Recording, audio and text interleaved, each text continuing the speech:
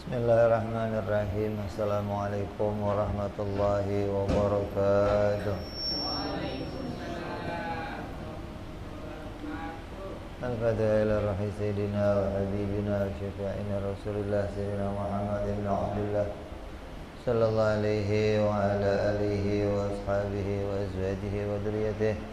Anna Allah yu'ali darajatihim bil jannah wa yanfa'una bi asrarihim وأنوارهم وعلومهم ونفحاتهم وبركاتهم في الدين والدنيا والآخرة واجعلنا من حزبهم ويرزقنا محبتهم ويتوفنا على ملتهم ويحشرنا في زمرتهم بالعافية والسلامة لهم الفاتحة. أعوذ بالله من الشيطان الرجيم. بسم الله الرحمن الرحيم. الحمد لله رب العالمين الرحمن الرحيم مالك يوم الدين إياك نعبد وإياك نستعين اهدنا الصراط المستقيم صراط الذين أنعمت عليهم غير المغضوب عليهم ولا الضالين آمين. بسم الله الرحمن الرحيم. نويت تعلما وتعليما وتذكرا وتذكيرا والنفعا والانتفاعا والإفادة والاستفادة والحثا على التمسك بكتاب الله وسنة رسول الله صلى الله عليه وسلم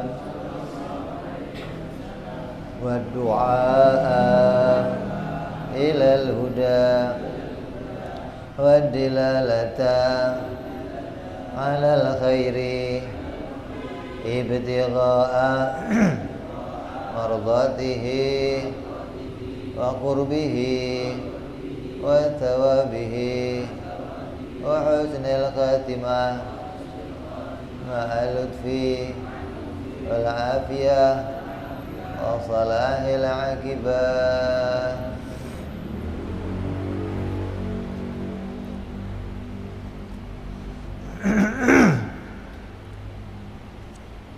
Bismillahirrahmanirrahim. Alhamdulillahirabbil alamin. Wassalatu wassalamu ala asyrafil anbiya'i wal mursalin sayyidina wa habibina wa syafi'ina wa maulana Muhammadin sallallahu alaihi wa ala alihi wa sahbihi ajma'in. Amma ba'du.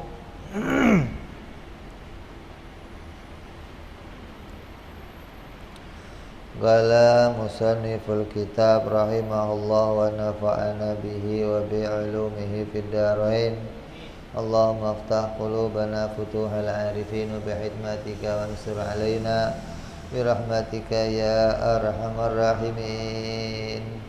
Ila anqal. Hikmah yang ke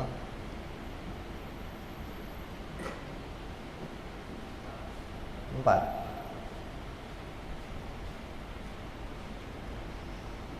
Arih nafsaka minat tadbir fa maqama bihi ghairuka anka la tagum bihi li nafsika.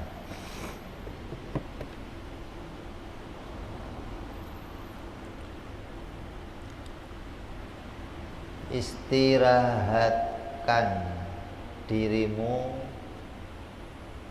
atau pikiranmu dari kesibukan mengatur kebutuhan duniamu. Sebab apa yang sudah dijamin diselesaikan oleh selain kamu, tidak usah engkau sibuk memikirkannya.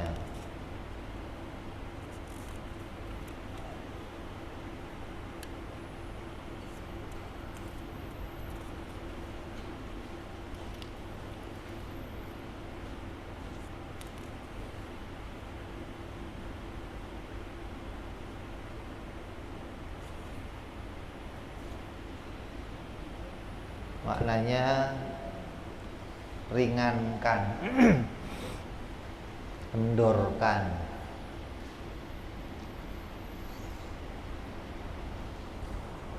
Pikiran kamu, upaya kuat kamu pada sesuatu yang sudah diatur oleh Allah Subhanahu wa ta'ala.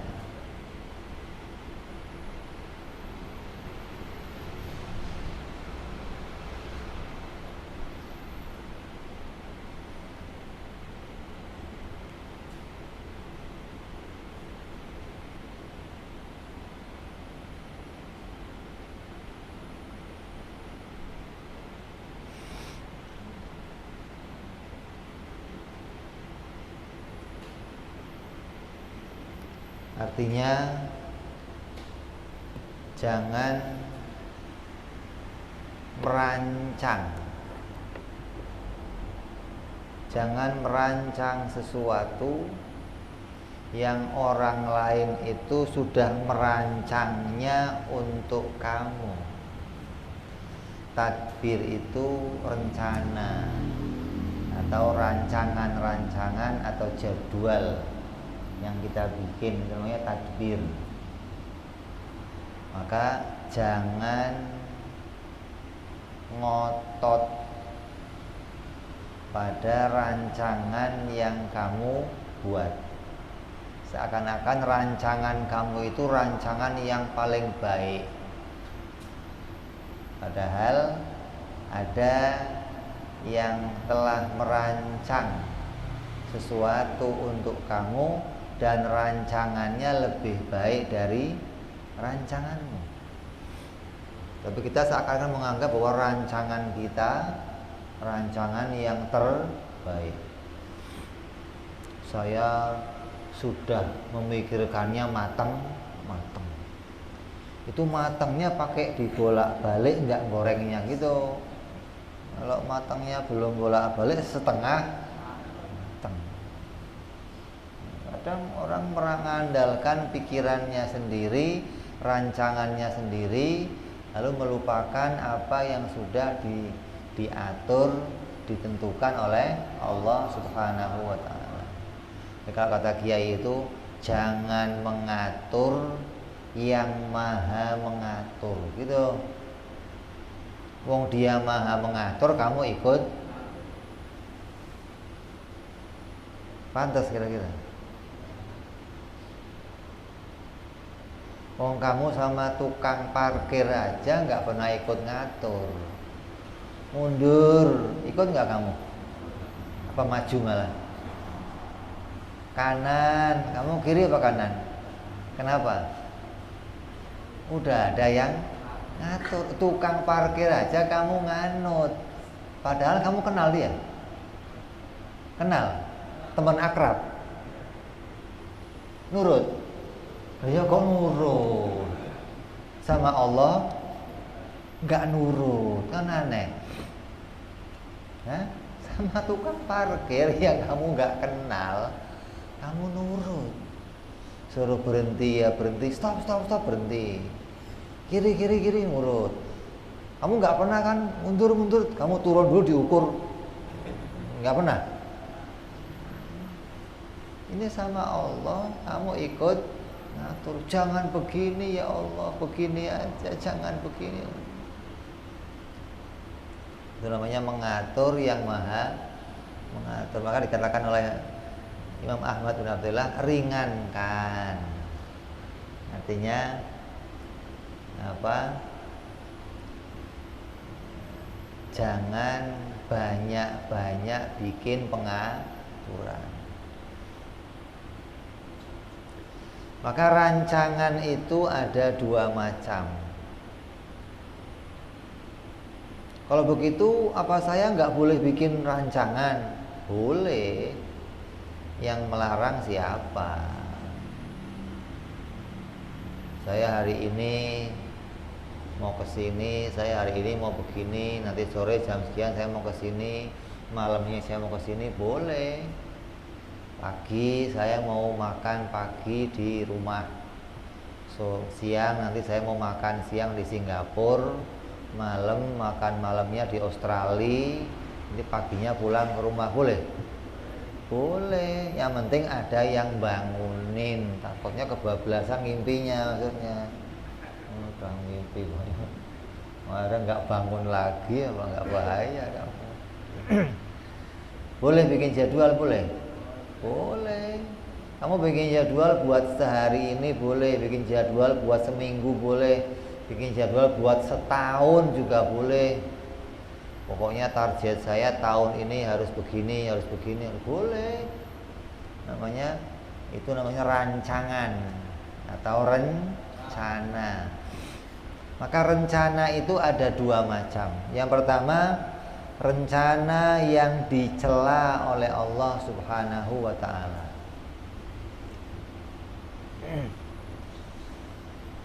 Maka rencana yang macam inilah rencana yang membuat kita jauh dari Allah.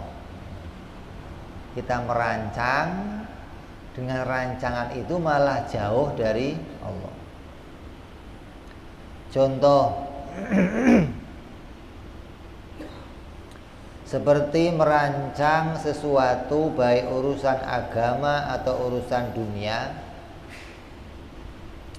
dengan meyakini rancangan itu pasti terjadi dan melupakan Allah sebagai zat yang bisa mewujudkan rancangan itu.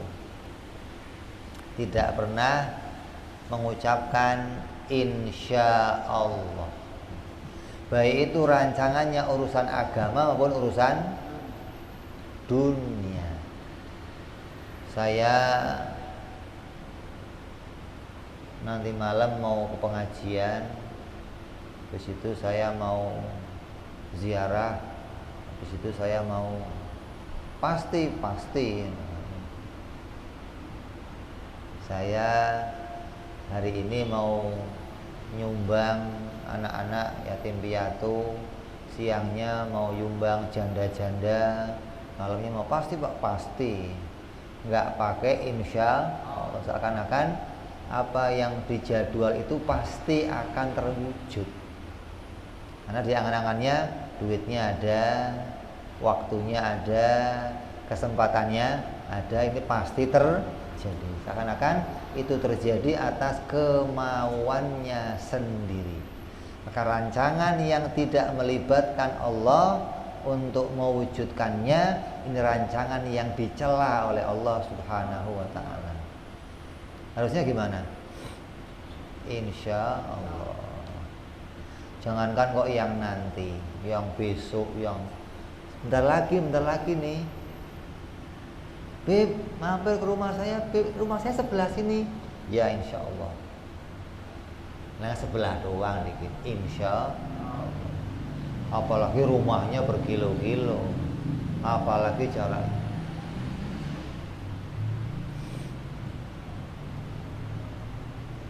Contoh yang kedua,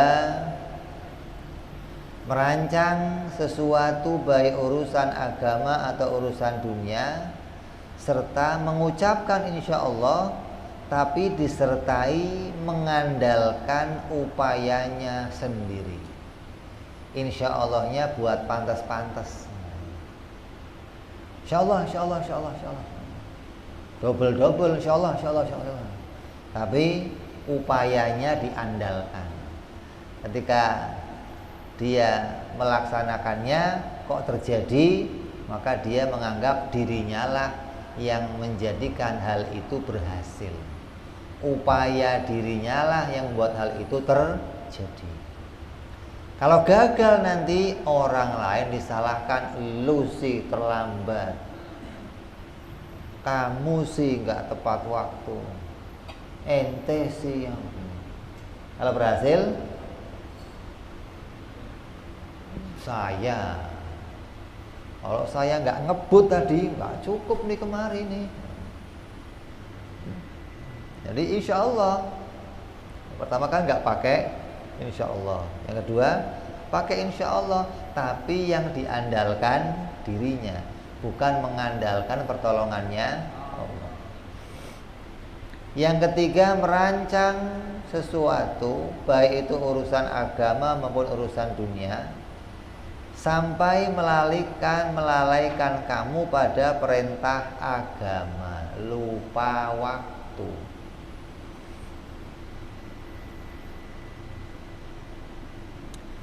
Kayak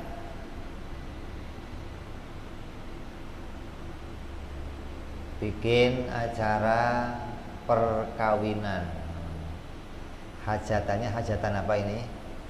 Agama, pengen pernikahan. Yang tukang masang tenda, masangnya seharian sampai enggak mikirin sholat. Yang ngeriasnya seharian sampai enggak mikirin sholat. Yang masaknya seharian sampai nggak mikirin. Ini rancangan yang jelek.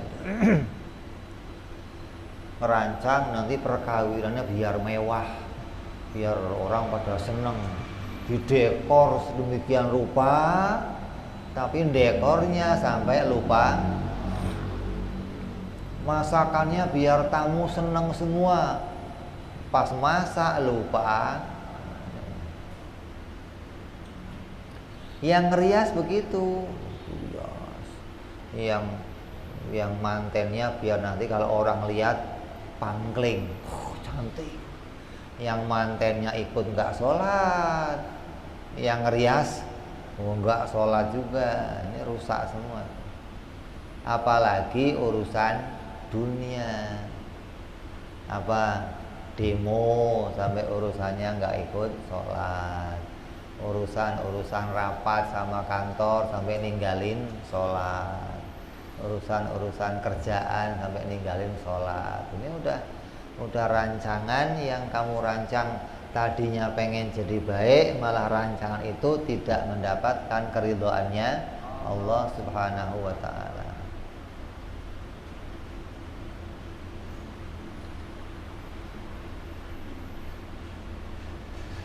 Yang keempat, merancang urusan dunia tapi tujuannya untuk dunia, nggak ada tujuan untuk akhirat. Rancangannya ngerancang dunia. Saya hari ini mau kerja nih, saya hari ini mau cari sesuatu, terus kalau hasil saya mau pakai untuk makan-makan nanti, bukan untuk urusan akhirat, bukan. Nanti kalau berhasil saya mau pakai beli baju yang bagus, kalau berhasil saya mau pakai beli sepatu yang keren, kalau berhasil saya mau pakai beli dasi, kalau berhasil saya mau. Yang dirancang itu rancangan dunia. Tujuannya kalau berhasil kembali kepada dunia, nggak ada urusan akhirat. Ini rancangan yang nggak diridhoi oleh Allah Subhanahu wa ta'ala.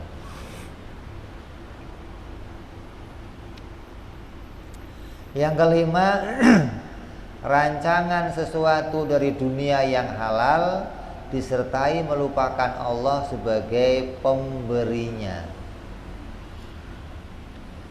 Merancang sesuatu, mencari rezeki halal, tapi lupa kalau Allah itu pemberinya.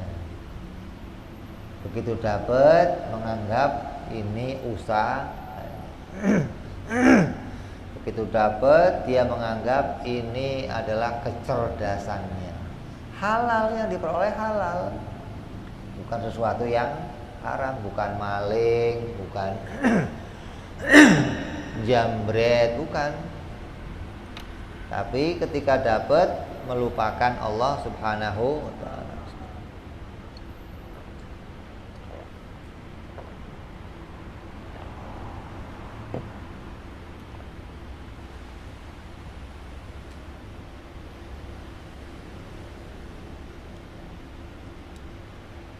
Yang keenam, contohnya lagi, merancang pekerjaan ibadah disertai niat untuk maksiat. Rancangannya pengen ibadah. Nah, saya nanti sore mau hadir ke masjid, ada perjumpaan di masjid. Nah, saya mau sholat Jumat. Nah, saya mau ngaji ke sono. Nah, saya mau ziarah. Ini rancangan urusan apa? Ibadah. Tapi disertai biar dipuji sama orang, biar dilihat sama orang, biar disoting sama orang, biar nanti dialem sama orang.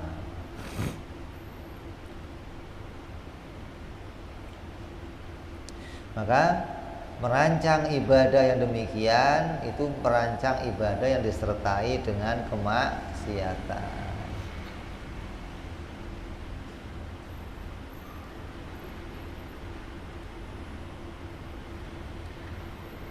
Maka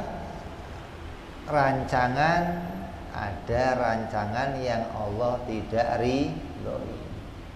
Jadi setiap orang itu sebenarnya diberikan oleh Allah modal yang sama, semua orang, yaitu Allah memberikan kita akal yang sehat.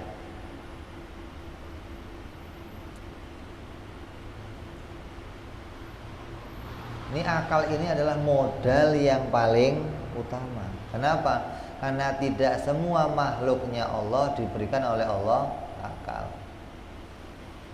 Maka itu adalah modal yang terbaik yang kita miliki dibandingkan dengan semua indera yang lain. Kita punya 5 indera nih, mata, telinga, hidung, lidah, kulit. Maka dibandingkan yang lain 5 ini, yang paling utama adalah akal. Kalau 5 ini yang paling utama mana? Penciuman, pendengaran, penglihatan, peraba, perasa. Yang paling utama yang mana? Pendengaran dan penglihatan. Yang lain hilang gak apa-apa. 5 ini yang paling utama, pendengaran dan penglihatan. Pendengaran, penglihatan, 2 ini yang utama yang mana? Pendengaran. Jadi yang utama itu ini. Maka pendengaran dibandingkan akal masih jauh lebih utama dari akal. Akal itu hal yang lebih utama dari segala yang kita miliki. Maka ketika kita menggunakan akal untuk merancang sesuatu yang dicela oleh Allah, itu berarti kita telah menyia-nyiakan pemberiannya Allah Subhanahu wa ta'ala. Di modalnya dipakai yang tidak membawa keuntungan. Padahal itu modal yang paling utama, modal yang paling besar. Tapi ketika kita pakai modal itu enggak membawa keuntungan sama sekali. Kenapa? Nah, rancangannya keluar dari keridhoannya Allah. Yang semestinya rancangan itu mendatangkan keridhoannya Allah, pahala dari Allah, malah tidak mendatangkan kebaikan dari Allah Subhanahu wa ta'ala.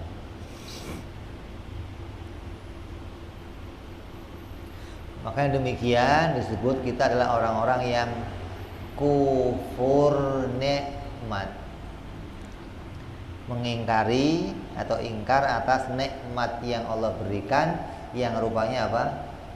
Akal yang sehat. Maka Allah berfirman dalam surat Ibrahim ayat yang ke-7 apa? Wa ita'adzana rabbukum la in syakartum la azidannakum wa la in kafartum inna azabi lasyadid. Dan ingatlah tatkala engkau mendapatkan pengetahuan dari Allah, maklumat dari Allah, sungguhnya jika engkau bersyukur, maka kami akan menambah nikmat kepadamu, dan jika kamu mengingkari nikmatku, maka azabku adalah azab yang sangat pedih. Maka di antara dampak yang akan kita peroleh karena selalu menggunakan akal untuk merancang sesuatu yang tercela adalah menunjukkan daya pikir akal, hingga jadilah kita orang yang semakin bertambah jauh dari Allah karena tidak menggunakan akal dengan sebenar-benarnya, dan selalu jadinya orang yang kufur kepada nikmatnya Allah Subhanahu wa ta'ala. Jadi akalnya itu bukan dipakai untuk menemukan Allah, mendalili pertolongan Allah, untuk zikrillah, tapi akalnya dipakai untuk mencari merancang sesuatu yang justru rancangannya menjauhkan dia dari keridhaannya Allah Subhanahu wa ta'ala. Namanya kita menyia-nyiakan pemberiannya Allah kepada kita. Nah, yang kedua, ada rancangan yang diridhoi oleh Allah Subhanahu wa ta'ala.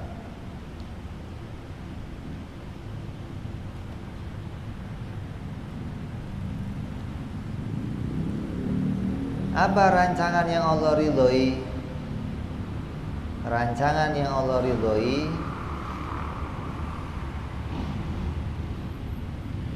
adalah merancang yang bisa mendekatkan diri kita kepada Allah Subhanahu wa ta'ala. Maka ini rancangan yang boleh. Kamu boleh tuh merancang, asal rancangan itu menjadi rancangan yang akan mendekatkan kamu kepada Allah Subhanahu wa ta'ala. Seperti merancang sesuatu dari urusan agama, baik itu perintah wajib maupun perintah sunnah, dengan berserah pada takdir dan berpegang pada daya upaya yang didatangkan oleh Allah Subhanahu wa ta'ala.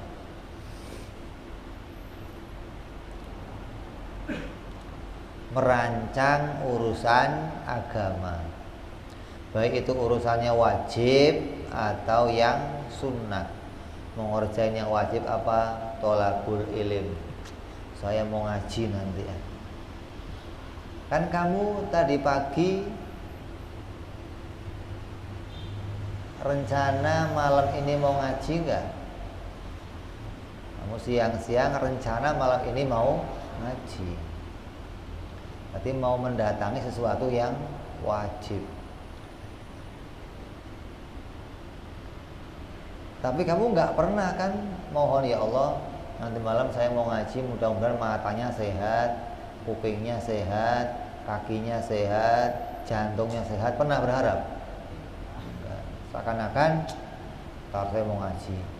Ketika mengandalkan dirinya sendiri, berarti kamu tidak mengandalkan pertolongannya Allah Subhanahu wa ta'ala. Walaupun itu rancangannya rancangan agama, tapi itu dicela oleh Allah. Kenapa? Karena kamu mengandalkan diri kamu sendiri. Padahal kalau sudah dirancang urusan-urusan agama, maka tambahin lagi apa yang akan terjadi ya nanti atas pertolongannya Allah. Kok bisa hadir sekarang? Ya Allah, alhamdulillah. Apa yang saya rancang cocok sama yang kau ilmu ya Allah, sama-sama kehendakmu ya Allah. Disertai mata saya masih dijadikan sehat, kupingnya sehat, jantungnya sehat, semuanya sehat. Alhamdulillah, gitu. Hingga rancangannya betul-betul rancangan yang diridhoi oleh Allah Subhanahu wa ta'ala.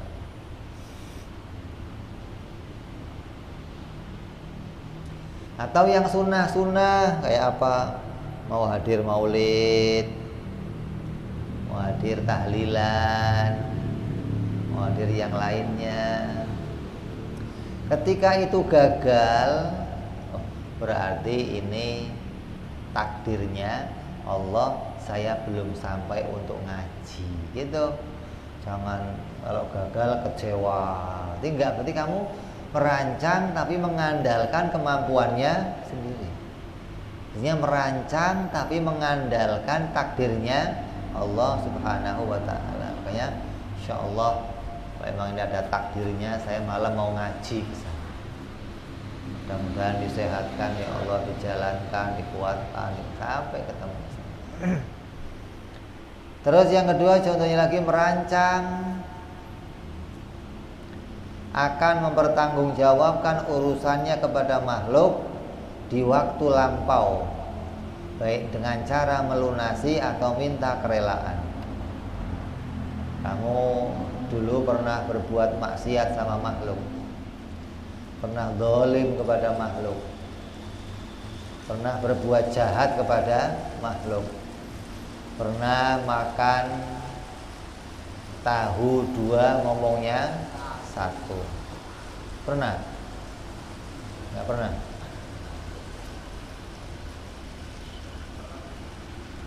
Kemudian kamu merancang, ya Allah, saya pengen ketemu sama yang dulu-dulu saya zalimi ya Allah. Saya mau lunasi, saya mau ganti.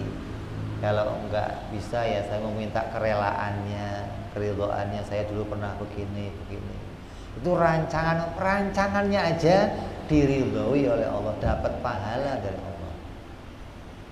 Belum kamu laksanain, belum, baru merancangnya, kamu sudah diberi pahala oleh Allah Subhanahu wa taala. Kenapa? Merancang sesuatu yang baik, merancang sesuatu yang mendatangkan keridhoannya Allah. Ingin urusan saya sesama manusia beres. Jangan sampai nanti ketika saya udah taubat, Allah nggak mengampuni hanya gara-gara masih punya sangkutan sama manusia.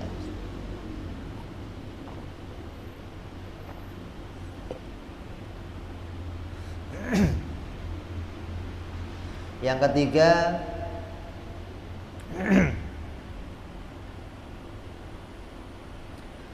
merancang cara untuk mengalahkan godaan setan dan hawa nafsu. Merancang, saya ini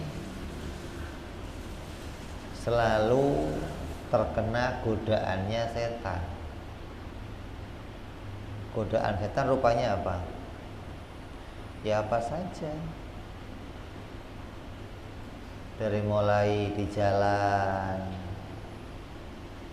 ketemu kawan diajak macem-macem, asal lewat di jalan, lihatnya yang macem-macem, pegang HP nanti bukanya yang macem-macem. Ini banyak nih. Terus kamu ngerancang, nanti saya kalau mau ngaji mau lewatnya sana aja lah.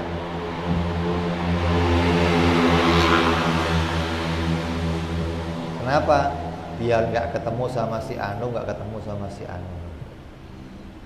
Nanti malam pokoknya kalau sampai rumah HP langsung saya nonaktifkan paketnya. Nanti saya akan begini. Hingga merancang untuk menghalau godaan-godaannya setan. Atau saya nanti kalau pas lewat jalan ini mau pakai kacamata kuda aja lah, biar lempeng nggak lihat kanan kiri. Ini merancang untuk menghindarkan diri dari kemaksiatan.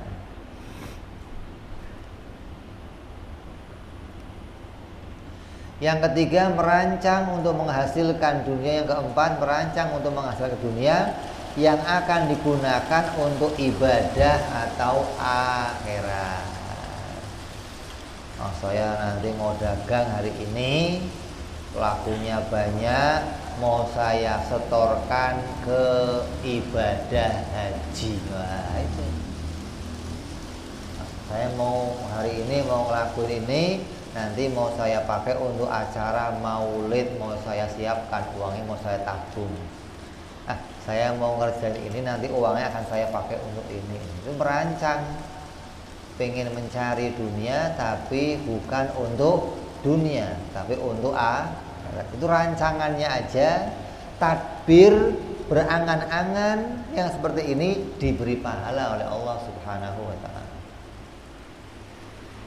Yang kelima, merancang strategi jihad melawan musuh. Oh, itu berpahala tuh. Mikir, ini nanti kita akan perang nih. Nih gimana ngalahinnya? Dulu Nabi sampai musyawarah berpikir ketika ada berita akan diserang oleh sekelompok orang, Nabi rapat, gimana caranya? Kata fulan begini aja ya Rasulullah, kata anu begini ya Rasulullah. Macam-macam strategi ditempatkan. Maka berpikir yang demikian itu berpikir yang mendatangkan keridhaannya Allah Subhanahu wa ta'ala. Yang keenam, merancang untuk bisa menghasilkan dunia yang halal untuk dinikmati dan bisa bersyukur kepada Allah Subhanahu wa ta'ala. Gimana caranya saya menghasilkan sesuatu yang halal dari dunia, kemudian bisa saya nikmati, dan dengan nikmat itu saya bisa bersyukur kepada Allah Subhanahu wa ta'ala. Nah, saya belum punya baju. Nah, saya mau cari duit yang halal, mau beli baju. Begitu beli baju, ya Allah, alhamdulillah, memberikan saya nikmat, bisa kebeli baju. Saya mau beli mobil. Nanti mobil mau saya pakai untuk saya nikmati bersama keluarga, bersama anak-anak, bersama. Kemudian usaha yang halal, beli mobil. Begitu beli mobil, alhamdulillah, ya Allah, memberikan saya rezeki yang halal yang bisa dipakai untuk. Ini namanya merancang sesuatu untuk mendatangkan rezeki, yang rezeki itu bisa mendatangkan rasa syukur kepada Allah. Karena dia menyadari rezeki yang dia dapat atas pemberian Allah Subhanahu wa ta'ala.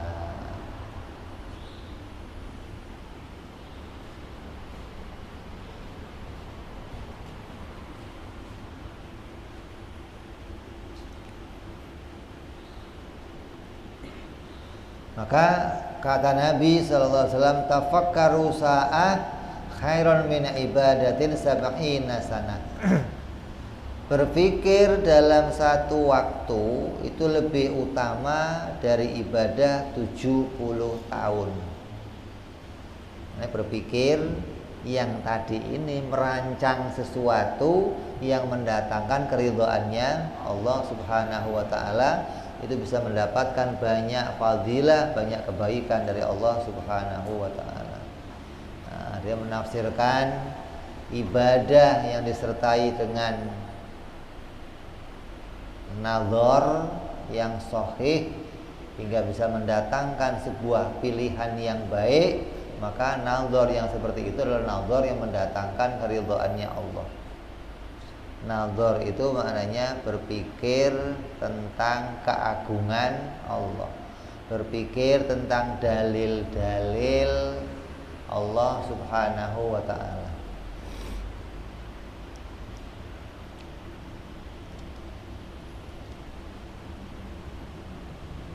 Kamu jadi orang Islam itu milih apa enggak milih?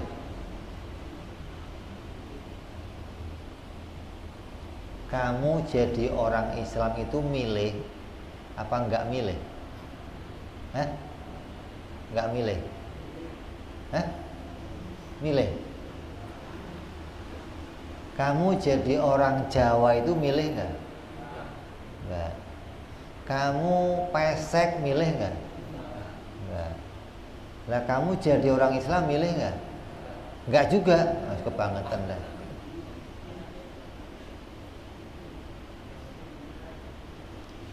Kalau kamu jadi orang Jawa enggak milih pantas. Karena enggak bisa pindah jadi orang Cina, enggak bisa. Gua mulai besok mau pindah jadi orang, bisa? Bisa nggak? Tapi kalau Islam itu pilihan. Jangan sampai kamu jadi orang Islam hanya untung-untungan. Seperti Islam kamu ketika nggak milih namanya Islam untung. Lah barang untung-untungan itu yang mau dibanggain apanya? untung bapak saya Islam. Maka dikatakan di sini tafakkaru sa'ah khairun min ibadatin sab'ina sana. Berpikir satu waktu, kamu mikir tentang saya ini harus milih bahwa agama Islam akan jadi pilihan saya. Dipikir, ternyata agama Islam ini benar. Gitu loh. Dan saya akan terus untuk jadi orang Islam sampai mati. Bukan ente Islam, kenapa? Bapak saya Islam. Nggak ada hubungannya. Berarti kamu nggak pernah tafakur tentang benarnya agama Islam. Orang yang ibadah disertai pernah berpikir tentang benarnya Islam, itu ibadahnya lebih baik dari kamu ibadah yang nggak mikir selama 70 tahun. Jadi mikir. Kalau kamu nggak pernah mikir, maka kamu nggak akan pernah mendapatkan kemuliaan. Maka saya lagi mau bikin judulnya apa? Ngopi mix. Apa ngopi mix?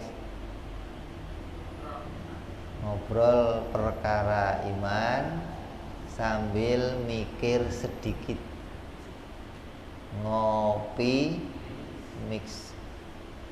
Kenapa? Orang yang bisa ngopi mix tentang Islamnya, tentang ketuhanannya, itu lebih utama, lebih baik dari ibadah 70 tahun tanpa ngopi mix. Sedikit aja, nggak usah banyak-banyak. Banyak-banyak ntar botak pala ente lagi.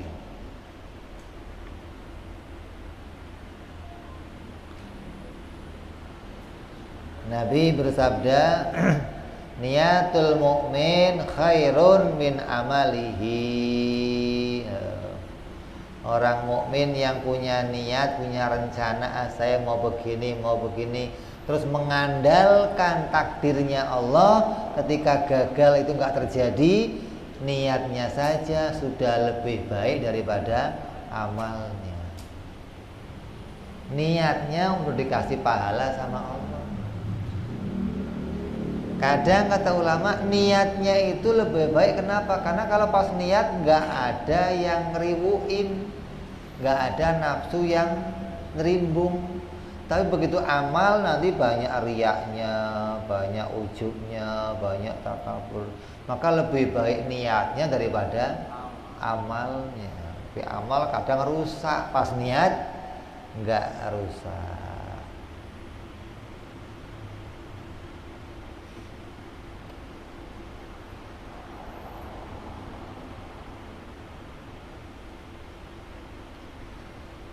Idza hamma abdi bihasanatin falam ya'malha katabat lahu hasanatan kamilatan.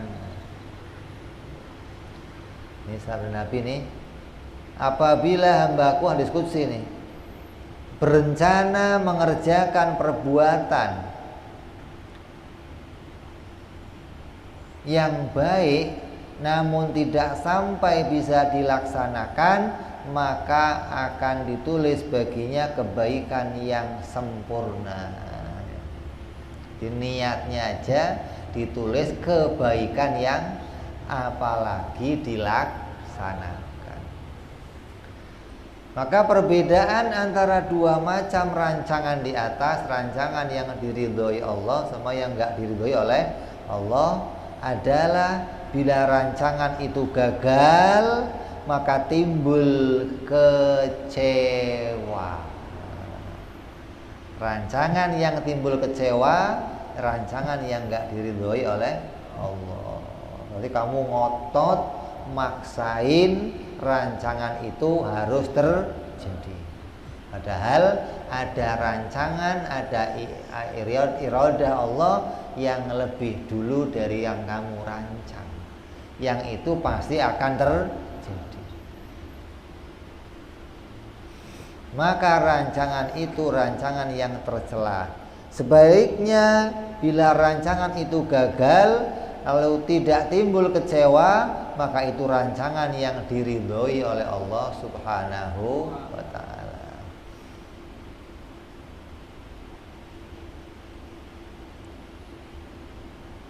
Maka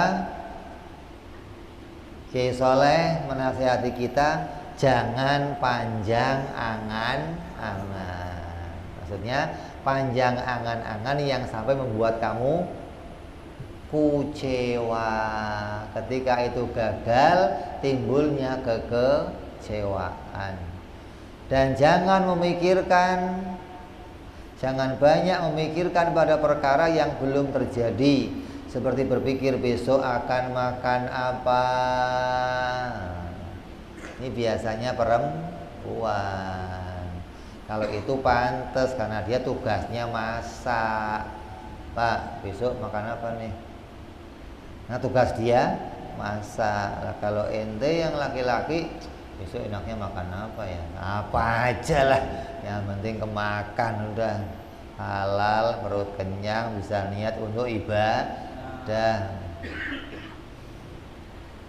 Artinya merancang besok makan apa itu yang dipikirannya adalah masalah fulus, masalah urusan hawa nafsu. Yang dipikirkan bukan mendatangkan pahala atau tidak dari Allah, tapi mendatangkan enak atau enggak. Ini besok kita mau keliling kemana lagi ya, mau jalan kemana lagi kita ya, kita mau pesta di mana lagi besok ya. Bulan depan apa yang mau kita kerjakan, apa yang mau kita rancang lagi. Maka jangan banyak memikirkan tentang yang besok, yang lusa, apalagi yang bulan depan, apalagi tahun depan, hanya untuk urusan rancangan yang kalau gagal kamu akan kecewa. Bukankah Allah menentukan bagian rezekimu? Kan kamu sudah tahu Allah menentukan rezekimu, menentukan umurmu, menentukan kenikmatanmu, menentukan kesengsaraanmu, kesusahanmu sebelum kita diciptakan. Semua ada dalam rancangan Allah, dalam ketentuan Allah, dalam jadwalnya Allah. Hari ini kamu akan begini, besok akan begini, lusa akan begini. Nah, sudah ada yang ngerancang begitu, kok kamu ikut rancang lagi. Dan rancangan kamu rancangan yang gak jelas ilmunya ini, yang kadang baiknya atau jeleknya kamu gak tahu. Saya mau kawin sama si Dewi, harus pokoknya. Kira-kira kalau kamu kawin sama Dewi, tambah bagus agama kamu atau enggak, kamu tahu? Enggak tahu. Ketika gagal, kecewa. Ada yang kepala dijedotin tembok, ada yang mau gantung. Pokoknya kalau nggak sama Dewi, saya mau bunuh diri aja. Kayak ini pasti membawa kebaikan. Maka apa yang kamu rancang itu bukan pakai ilmu, kadang pakai hawa nafsu. Dan juga kita belum pasti bisa menjumpai perkara yang telah kita rancang atau yang kita bayangkan untuk besok pagi. Umur kamunya belum tentu sampai besok pagi gitu loh. Udah ngerancang besok saya mau begini, malamnya apa enggak?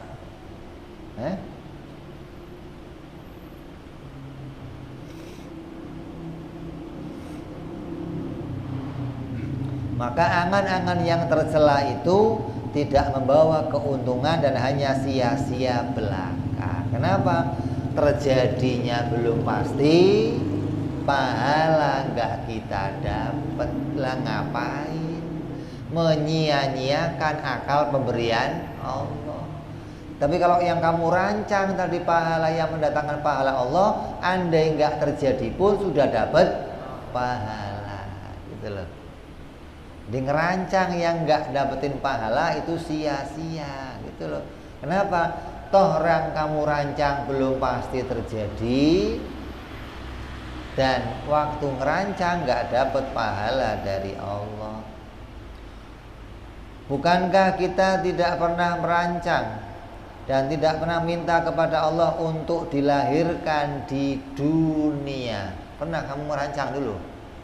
Saya mau lahir di dunia, lahirnya di Jakarta, di jalan ini, nanti lahirnya bapak saya mau milih bapak yang anu namanya, pernah? Ini kalau bisa merancang begitu ya milihnya bapak saya Pak Harto aja lah. Ya? Kan kamu pasti daftar jadi anak adiknya Tommy kan? Paling enak jadi adiknya Tommy kayaknya nih. Hah? Lahir tanahnya banyak, lahir rekeningnya udah ada isinya, kan enak. Kalau kamu bisa ngerancang, saya mau ngerancang nanti rambutnya yang pirang-pirang, matanya yang biru, kulitnya putih, tinggi, dadanya ada bulunya, ya. Pas keluarnya udah hitam, pesek, pendek, rambut keriting, jenggot 2 biji. Pesen nggak itu? Kita nggak pernah pesen nih. Kemudian Allah memilih untuk menciptakan kita atas kehendaknya Allah sendiri, tidak atas permintaan kita. Lalu Allah menjadikan kita nyata tercipta juga atas kehendaknya sendiri. Sebelum datang tulang sumsum bapak kita, lalu Allah pindahkan kita ke rahim ibu kita. Dari mulai darah, air mani, berubah jadi darah yang kental 40 hari, jadi daging yang ental 40 hari, maka dibentuk menjadi laki-laki atau perempuan dalam 40 hari. Setelahnya Allah diberikan kamu ruh, jadilah kamu seorang bayi. Kemudian bayi itu ingin makan ketika lahir, maka Allah jadikan ketika bayi itu dalam perut ibunya, dia lapar. Kenapa? Sudah ada kehidupan, maka Allah jadikan darah haid ibunya nggak keluar, tapi untuk makannya si bayi. Jadi kamu dulu pernah jadi Dracula, pemakan darah. Untuk makan dan minumnya sang bayi, lalu Allah menuliskan bagi bayi itu umurnya, rezekinya, kenikmatannya, kesengsaraannya, dan banyak lagi dari untung dan celaka yang akan dia alami. Kemudian Allah menjadikan kita nyata terlahir dari perut ibu kita. Lalu ketika kita lapar ingin makan dan minum, sedangkan kita dalam keadaan lemah, tidak bisa mengunyah makanan, nggak bisa mengapa-ngapain, maka Allah menjadikan air susu ibu kita sebagai makanan yang Allah jadikan sebagai makanan pertama kita. Ibu kita punya pabrik di dalamnya, ada pabrik susunya ada. Siapa yang keluarin? Allah keluarkan. Itu dirancang oleh Allah. Allah yang menghendaki keluarnya air susu itu, bukan ibu kamu yang ngerancang, bukan. Mau ditaruh di mana sama ibu kamu pabriknya? Hah? Rasanya pas, angetnya pas, kepanasan enggak, dingin juga enggak, lembutnya pas. Allah yang menentukan itu semua, sehingga bisa mengenyangkan dan menguatkan badan kita. Kemudian Allah menjadikan untuk kita pemelihara. Allah tahu kamu gak bisa melihara diri kamu, maka Allah jadikan seorang pemelihara. Siapa? Allah timbulkan kasih sayang di hati ibu kamu. bapak kamu, hingga apa, mereka mau merawat kamu, menimang kamu, diurusin. Kamu kencingin ya guyu, kamu kentutin juga lucu banget. Kamu berakin marah. Ada. Itu orang yang Allah jadikan di hatinya dikeluarkan rasa kasih sayang. Ada anak dibuang ke comberan, ada anak dibunuh masih hidup. Kenapa? Allah angkat jiwa kasih sayang dari orang tuanya. Ketika ke orang tua kamu itu ngurusin kamu, yakinlah Allah yang meletakkan kasih sayang di hati mereka. Ketika kamu kok melihat ada bayi dibuang di sumur, dibunuh, dimatiin, buang ke colok, kamu alhamdulillah ya Allah. Dulu engkau letakkan kasih sayang di hati orang tua saya. Kalau enggak, ya begitu nasib kamu. Dibuang di tong sampah, dibuang di jalanan.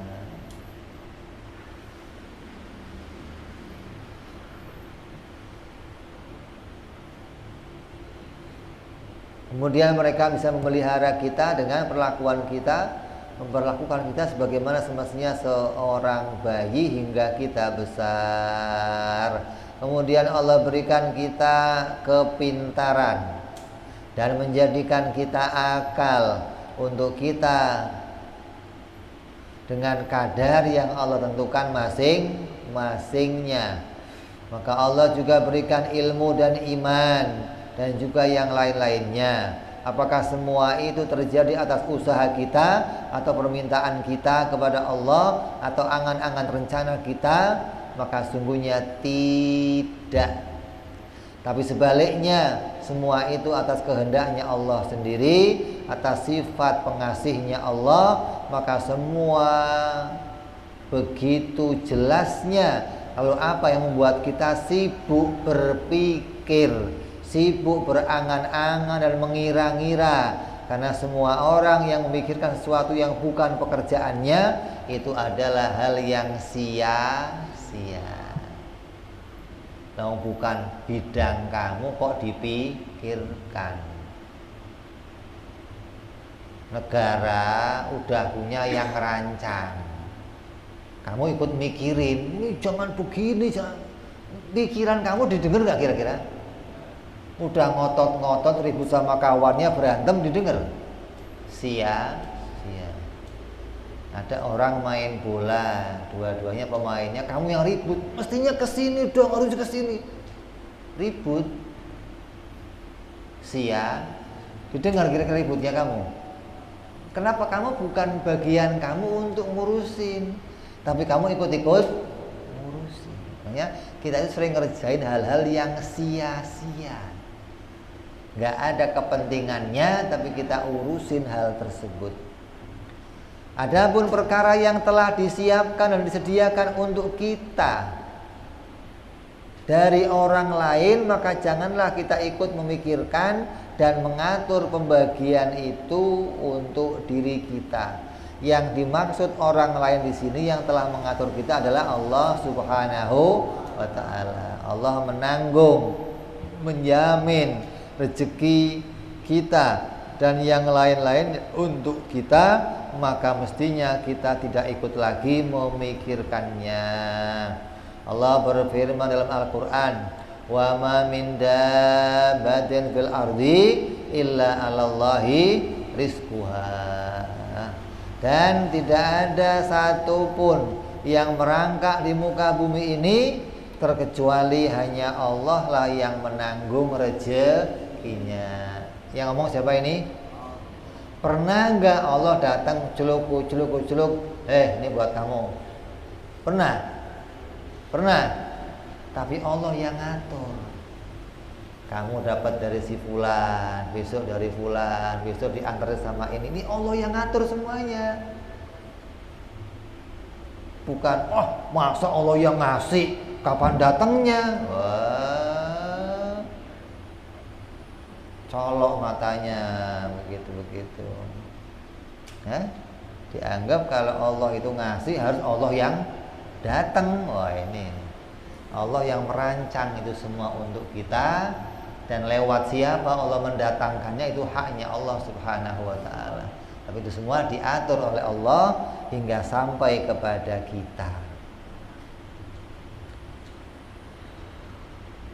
Umpamanya nih, Allah kasih umpama. Ada seorang raja di dunia ini yang akan merancang semua rezeki, makan, pakaian, minum, rumah, dan yang lain-lainnya untuk kita sampai seumur hidup kita. Umpama nih, ada seseorang yang mau nanggung semua urusan kehidupan kamu, makan kamu, minum kamu, rezeki kamu, pakaian, istri, semua, tempat tinggal dirancang sama dia. Lalu raja itu memberikan surat jaminan yang langsung ditandatangani, perjanjian tertulis.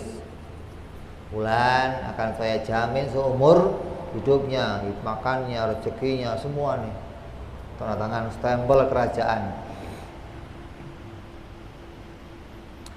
Maka kita pasti akan percaya pada janji sang raja dan akan menjunjung tinggi dan memuliakan surat jaminan tersebut. Kira-kira kamu taruh mana suratnya? Kamu taruh di pinggir tempat makan, apa di atas kulkas, atau di kamar kamu dikunci? Taruh mana? Taruh kotak khusus, tutup, kunci. Taruh lemari, lemarinya kunci. Taruh kamar, kamarnya kunci. Dah aman dah. Kenapa? Ini jaminan.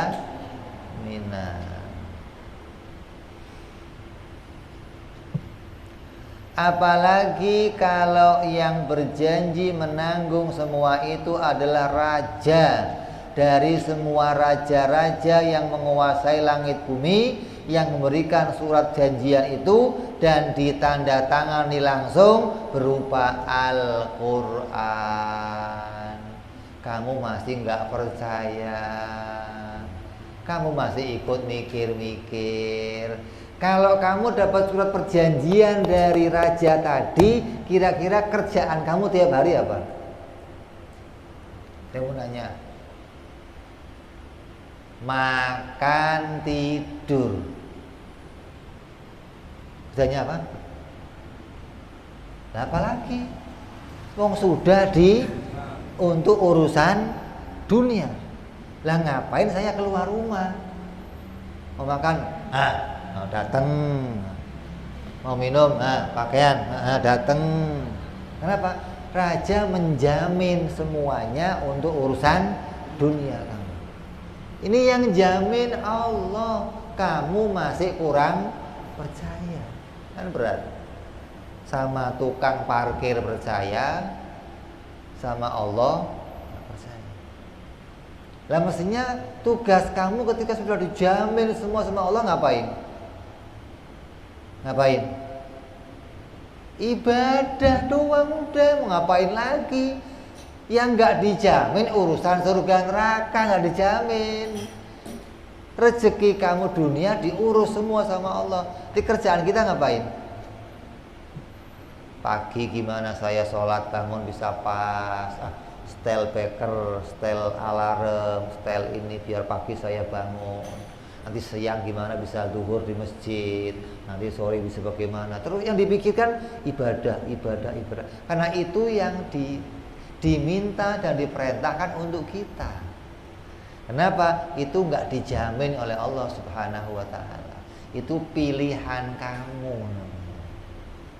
Tapi yang lain dipilihkan oleh Allah Subhanahu wa ta'ala.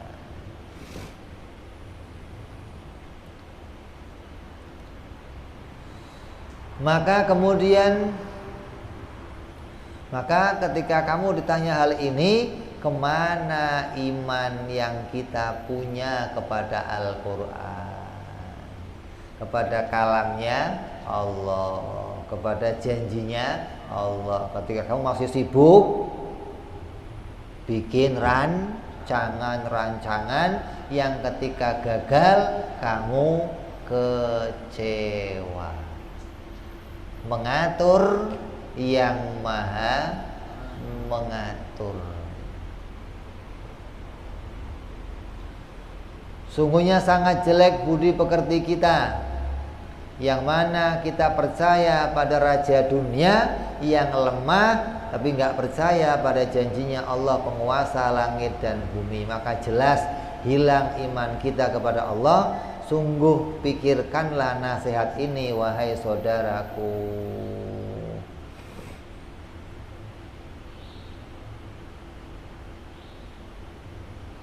Ini yang dimaui oleh musonif, ringankanlah pikiranmu.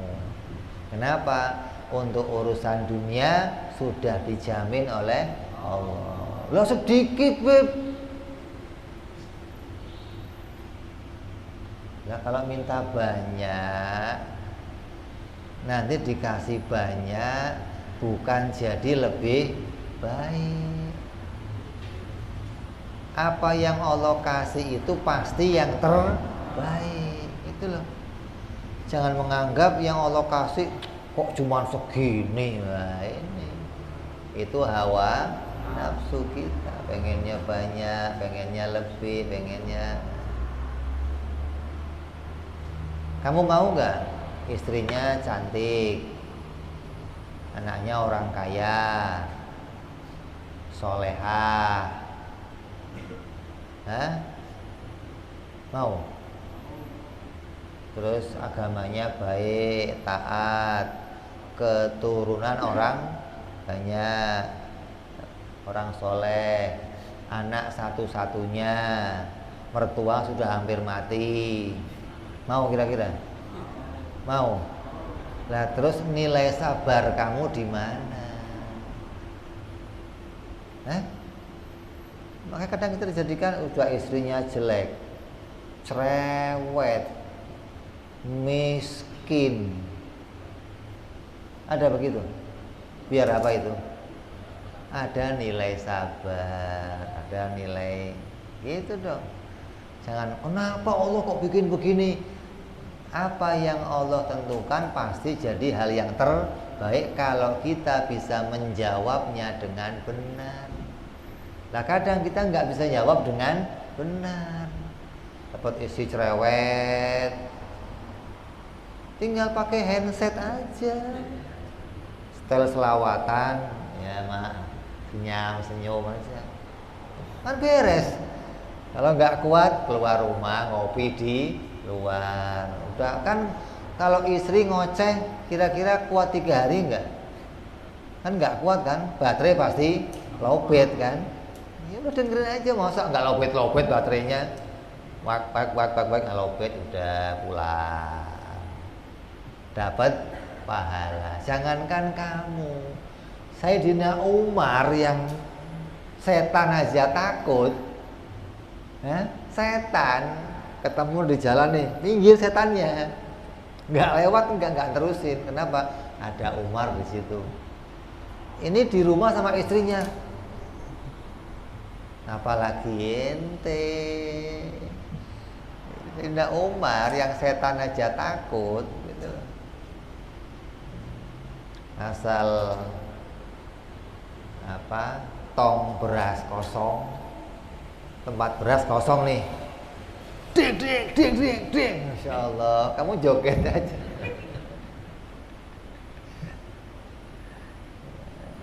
Kenapa? Apa yang Allah berikan, kalau kamu rancang, bukan pinginnya istri yang begini, sia-sia. Udah forsir pikiran iya, mumet iya, tercapai juga enggak. Jadi kamu mikir, kalau kamu kok pengen istri yang begini, ideal begini, lah kamu siapa? Udah muka pas-pasan, harta pas-pasan, kerjaan kok pinginnya istri yang begini. Istri kamu juga begitu. Saya juga pengen punya suami yang putih, ganteng, anak orang kaya, pinter ngaji. Kata kok dapatnya suami kamu ya Allah? Apes banget dua ini. Tapi ini namanya sesuatu yang Allah tentukan dan mendatangkan kebaikan kalau kita sikapi dengan benar. Kadang kitanya yang nyikapinya salah, kitanya nyikapinya nggak benar hingga keluar dari jalur, keluar dari rel, keluar dari aturannya Allah Subhanahu wa ta'ala. Ya, jadi hikmah ini mengingatkan kita, boleh kamu bikin rancangan, boleh kamu berangan-angan, tapi jangan sampai sia-sia.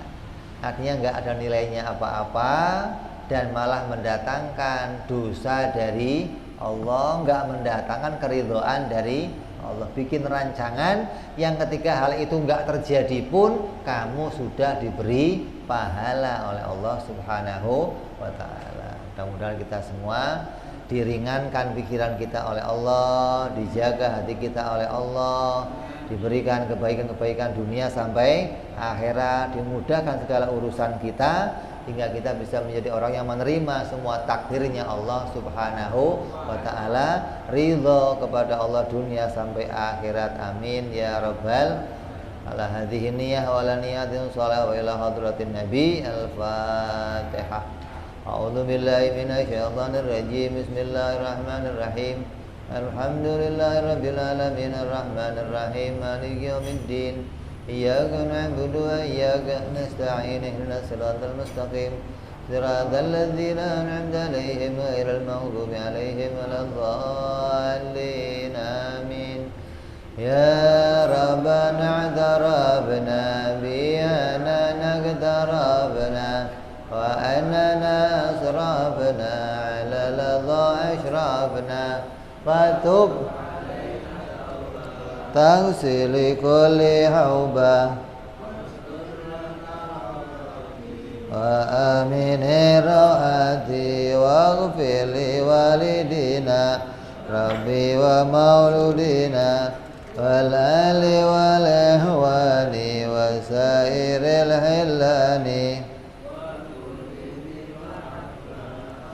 jiratina suhbah المسلمين إجماع من ربي اسمع فضلا وجودا منا لا باكتساب منا بالمصطفى رسولنا بكل سولي صلى وسلم ربي عليه عند الحب وآله وصحبه عدد تعسي صحبي والحمد لله في البدء والتناهي سبحان ربك رب العزة عما يصفون سلام على المرسلين والحمد لله رب العالمين. Assalamualaikum warahmatullahi wabarakatuh.